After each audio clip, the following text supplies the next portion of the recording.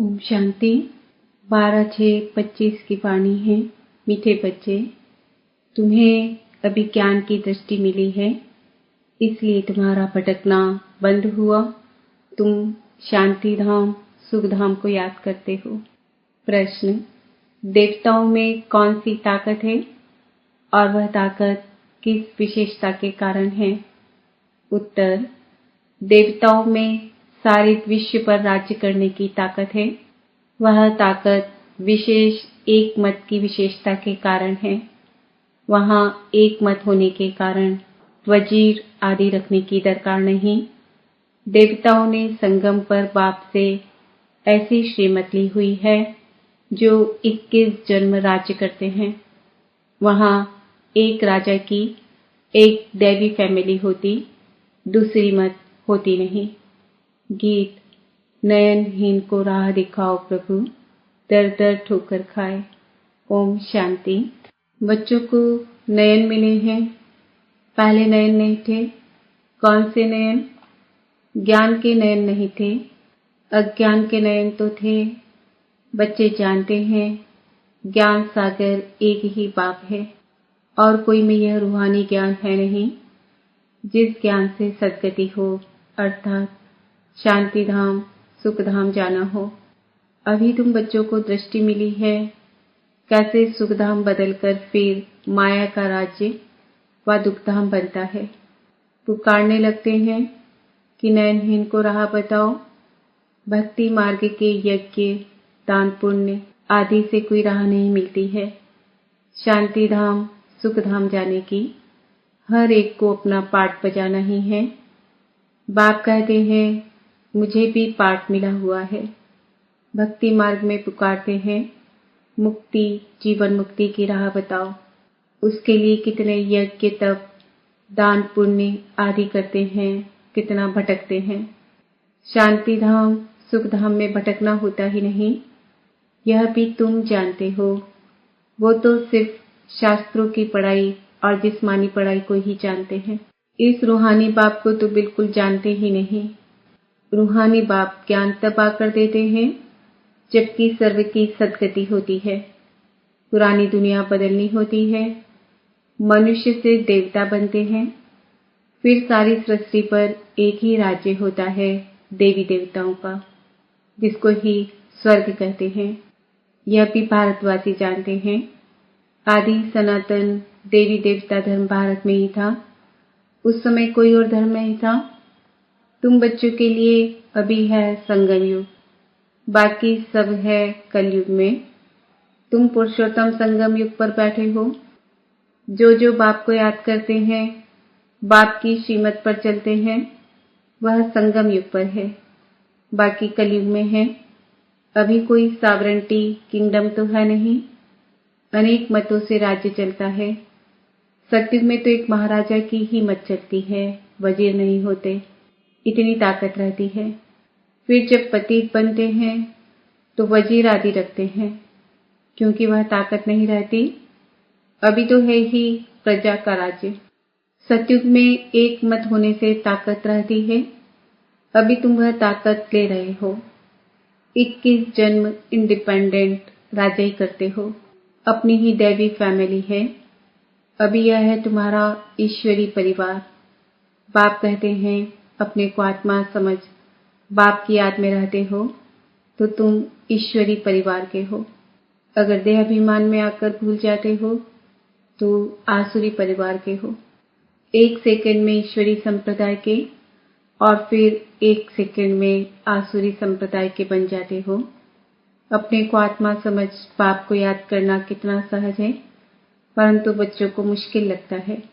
बाप कहते हैं अपने को आत्मा समझ और बाप को याद करेंगे तो विकर्म विनाश होंगे। देह द्वारा कर्म तो करना ही है, देह बिगड़ तो तुम कर्म कर नहीं सकेंगे। कोशिश करनी है कामकाज करते भी हम बाप को याद करें, परंतु यहाँ तो बिगड़ काम भी याद नहीं कर सकते हैं, भूल जाते हैं। यही मेहनत है। भक्ति में ऐसे कोई थोड़े ही कहा जाता कि सारा दिन भक्ति करो। उसमें टाइम होता है सवेरे, शाम व रात को। फिर मंत्र आदि जो मिलते हैं वह बुद्धि में रहते हैं। अनेकानेक कोशिश करनी है काम काज करते भी हम बाप को याद करें, परंतु यहाँ तो बिगर काम भी याद नहीं कर सकते हैं, भूल जाते हैं। यही मेहनत है। भक्ति में ऐसे कोई थोड़े ही कहा जाता कि सारा दिन भक्ति करो। उसमें टाइम होता है सवेरे, शाम व रात को। फिर मंत्र आदि जो मिलते हैं वह बुद्धि में रहते हैं। अनेक शास्त्र हैं, वह भक्ति मार्ग में पढ़ते हैं। तुमको तो कोई पुस्तक आदि नहीं पढ़ना है न बनाना है। यह मुरली छपाते भी हैं रिफ्रेश होने के लिए। बाकी कोई भी किताब आदि नहीं रहेंगी, यह सब खत्म हो जानी है। ज्ञान तो है ही एक बाप में। अभी देखो, ज्ञान विज्ञान भवन नाम रखा है, जैसे कि वहाँ योग और ज्ञान सिखाया जाता है। बिगर अर्थ ऐसे ऐसे नाम रख देते हैं। कुछ भी पता नहीं है कि ज्ञान क्या है, विज्ञान क्या है। अभी तुम ज्ञान और विज्ञान को जानते हो। योग से होती है हेल्थ, जिसको विज्ञान कहा जाता है, और यह है ज्ञान, जिसमें वर्ल्ड की हिस्ट्री ज्योग्राफी समझाई जाती है। वर्ल्ड की हिस्ट्री ज्योग्राफी कैसे रिपीट होती है वह जानना है, परंतु वह पढ़ाई है हद की। यहाँ तो तुमको बेहद की हिस्ट्री ज्योग्राफी बुद्धि में है। हम कैसे राज्य लेते हैं, कितना समय और कब राज्य करते थे, कैसे राजधानी मिली थी, यह बातें और कोई की बुद्धि में नहीं आती। बाप ही नॉलेजफुल है। यह सृष्टि का चक्र कैसे फिरता है बाप ही समझाते हैं। बने बनाए ड्रामा को न जानने के कारण मनुष्य कह देते हैं फलाना निर्वाण गया या ज्योति ज्योत समाया। तुम जानते हो सभी मनुष्य मात्र इस सृष्टि चक्र में आते हैं, इससे कोई एक भी छूट नहीं सकता। बाप समझाते हैं मनुष्य की आत्मा एक शरीर छोड़ दूसरा लेती है। कितना बड़ा ड्रामा है। सब में आत्मा है, उस आत्मा में अविनाशी पार्ट भरा हुआ है। इनको कहा जाता है बनी बनाई बन रही। अब ड्रामा कहते हैं तो जरूर उनका टाइम भी चाहिए। बाप समझाते हैं यह ड्रामा 5000 वर्ष का है। भक्ति मार्ग के शास्त्रों में लिख दिया है ड्रामा लाखों वर्ष का है। इस समय ही जबकि बाप ने आकर सहज राजयोग सिखाया था, इस समय के लिए ही गायन है कि कौरव घोर अंधियारे में थे और पांडव रोशनी में थे। वो लोग समझते हैं कलयुग में तो अजून 40,000 वर्ष हैं। उनको ये पता नहीं पड़ता कि भगवान आया है। इस पुरानी दुनिया का मौत सामने खड़ा है। सब अज्ञान नींद में सोए पड़े हैं। जब लड़ाई देखते हैं तो कहते हैं यह तो महाभारत लड़ाई की निशानी है। यह रिहर्सल होती रहेगी, फिर चलते चलते बंद हो जाएगी। तुम जानते हो अभी हमारी पूरी स्थापना हुई थोड़ी ही है। गीता में यह थोड़ी है कि बाप ने सहज राजयोग सिखलाए, यहाँ ही राजा स्थापन की। गीता में तो प्रलय दिखा दी है। दिखाते हैं और सब मर गए, बाकी 5 पांडव बचे। वह भी पहाड़ों पर जाकर गल मरे। राजयोग से क्या हुआ कुछ भी पता नहीं है। बाप हर एक बात समझाते रहते हैं। वह है हद की बात। हद की रचना हद के ब्रह्मा रचते हैं, पालना भी करते हैं, बाकी प्रलय नहीं करते। स्त्री को एडॉप्ट करते हैं, बाप भी आकर एडॉप्ट करते हैं। कहते हैं मैं इनमें प्रवेश कर बच्चों को नॉलेज सुनाता हूँ, इन द्वारा बच्चों को रचता हूँ। बाप भी है, फैमिली भी है। यह बातें बड़ी गुह्य है, बहुत गंभीर बातें हैं, मुश्किल कोई की बुद्धि में बैठती हैं। अब बाप कहते हैं पहले पहले तो अपने को आत्मा समझो। आत्मा ही एक शरीर छोड़ दूसरा लेती है। शरीर पर ही भिन्न भिन्न नाम पड़ते हैं। नाम रूप फीचर्स सब भिन्न भिन्न हैं। एक के फीचर्स दूसरे से न मिले। हर एक आत्मा के जन्म जन्मांतर के अपने फीचर्स हैं। अपनी एक ड्रामा में नूंधी हुई है, इसलिए इनको बना बनाया ड्रामा कहा जाता है। अभी बेहद का बाप कहते हैं, मुझे याद करो तो विकर्म विनाश हो। तो हम क्यों न बाप को याद करें, यही मेहनत की बात है। तुम बच्चे जब याद की यात्रा में बैठते हो तो माया के तूफान आते हैं, युद्ध चलता है, उससे घबराना नहीं है। माया घड़ी घड़ी याद को तोड़ेगी। संकल्प विकल्प ऐसे ऐसे आएंगे जो एकदम माथा खराब कर देंगे। तुम मेहनत करो। बाप ने समझाया है इन लक्ष्मी नारायण की कर्मेंद्रियां वश कैसे हुई। यह संपूर्ण निर्विकारी थे। यह शिक्षा इन्हों को कहाँ से मिली। अभी तुम बच्चों को यह बनने की शिक्षा मिल रही है। इनमें कोई विकार नहीं होता। वहां रावण राज्य ही नहीं, पीछे रावण राज्य होता है। रावण क्या चीज है यह कोई भी नहीं जानते। ड्रामा अनुसार यह भी नूंद है। ड्रामा के आदि मध्य अंत को नहीं जानते हैं, इसलिए ही नेति नेति करते आए हैं। अभी तुम स्वर्गवासी बनने के लिए पुरुषार्थ कर रहे हो। यह लक्ष्मी नारायण स्वर्ग के मालिक है ना। इन्हों के आगे माथा टेकने वाले तमो प्रधान कनिष्ठ पुरुष हैं। बाप कहते हैं, पहले पहले तो एक बात पक्की कर लो, अपने को आत्मा समझ बाप को याद करो। इसमें ही मेहनत है। जैसे 8 घंटे सरकारी नौकरी होती है ना, अभी तुम बेहद की सरकार के मददगार हो। तुमको कम से कम 8 घंटा पुरुषार्थ कर याद में रहना है। यह अवस्था तुम्हारी ऐसी पक्की हो जाएगी जो कोई की भी याद नहीं आएगी। बाबा की याद में ही शरीर छोड़ेंगे, फिर वही विजयमाला के दाने बनेंगे। एक राजा की प्रजा कितनी ढेर होती है, यहाँ भी प्रजा बननी है। तुम विजयमाला के दाने पूजने लायक बनेंगे। 16,108 की माला भी होती है, एक बड़े बॉक्स में पड़ी रहती है। 8 की माला है, 108 की भी है। अंत में फिर 16,108 की भी बनती है। तुम बच्चों ने ही बाप से राजयोग सीख सारे विश्व को स्वर्ग बनाया है, इसलिए तुमको पूजा जाता है। तुम ही पूज्य थे, फिर पुजारी बने हो। यह दादा कहते हैं, हमने खुद माला फेरी है। लक्ष्मी नारायण के मंदिर में यूं तो रुद्रमाला होनी चाहिए। तुम पहले रुद्रमाला फिर रुंडमाला बनते हो। पहले नंबर में है रुद्रमाला, जिसमें शिव भी है। रुंडमाला में शिव कहाँ से आए, वह है विष्णु की माला। इन बातों को भी कोई समझते थोड़े ही हैं। अभी तुम कहते हो हम शिव बाबा के गले का हार जाए बनते हैं।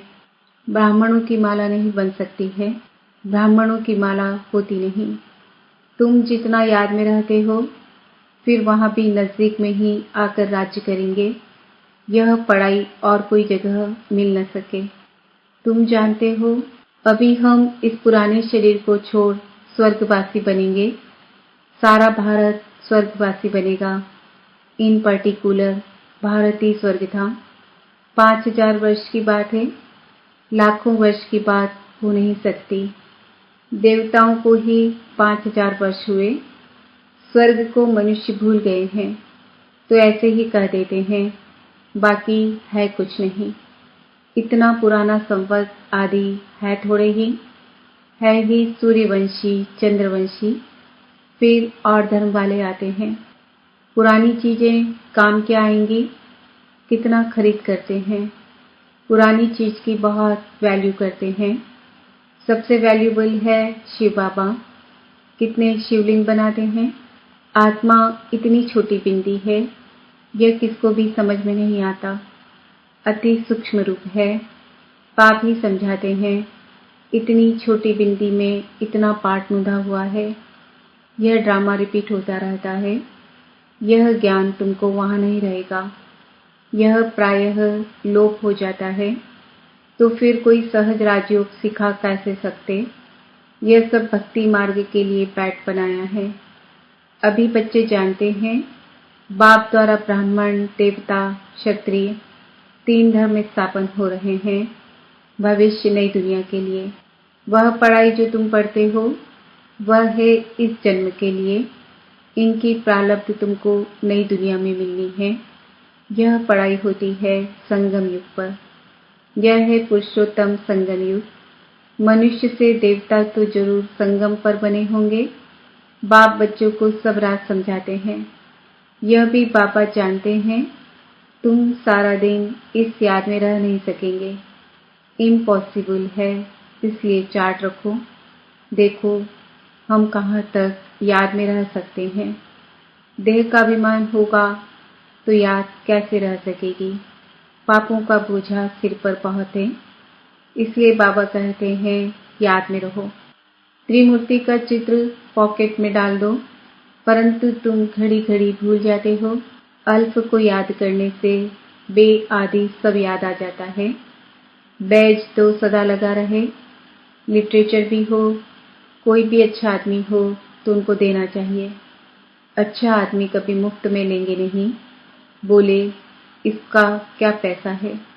बोलो यह गरीबों को तो मुफ्त में दिया जाता है, बाकी जो जितना दे रॉयल्टी होनी चाहिए। तुम्हारी रस्म रिवाज दुनिया से बिल्कुल न्यारी होनी चाहिए। रॉयल आदमी आप ही कुछ न कुछ दे देंगे। यह तो हम सबको देते हैं कल्याण के लिए। कोई पढ़कर भी तुमको पैसे भेज देंगे। खर्चा तो तुम करते हो ना। बोलो हम अपना तन मन धन भारत की सेवा में खर्च करते हैं। अच्छा, मीठे मीठे सिकिलते बच्चों प्रति माता पिता बाप दादा का याद प्यार और गुड मॉर्निंग। रूहानी बाप की रूहानी बच्चों को नमस्ते।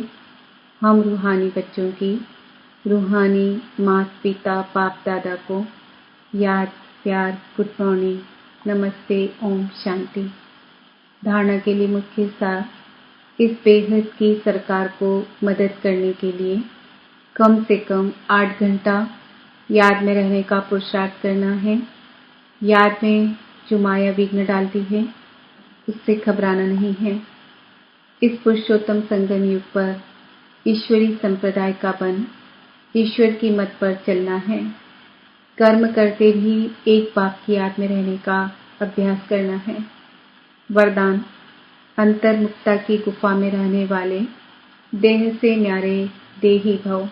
जो पांडवों की गुफाएं दिखाते हैं वह यही अंतर्मुक्ता की गुफाएं हैं। जितना देह से न्यारे देही रूप में स्थित होने की गुफा में रहते हो, उतना दुनिया के वातावरण से परे हो जाते हो। वातावरण के प्रभाव में नहीं आते।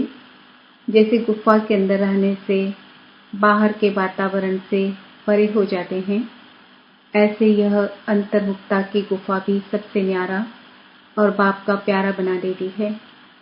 और जो बाप का प्यारा है वह स्वतः सबसे न्यारा हो जाता है। स्लोगन, साधना बीज है और साधन उसका विस्तार है। विस्तार में साधना को छिपा नहीं देना। आज का स्वमान है, मैं आत्मा देह से न्यारी देही हूँ। आज के व्यक्ति इशारे आत्मिक स्थिति में रहने का अभ्यास करो। अंतर्मुखी बनो। अंतर्मुखी की निशानी, सदा सागर के तले में खोए हुए गंभीर मुख।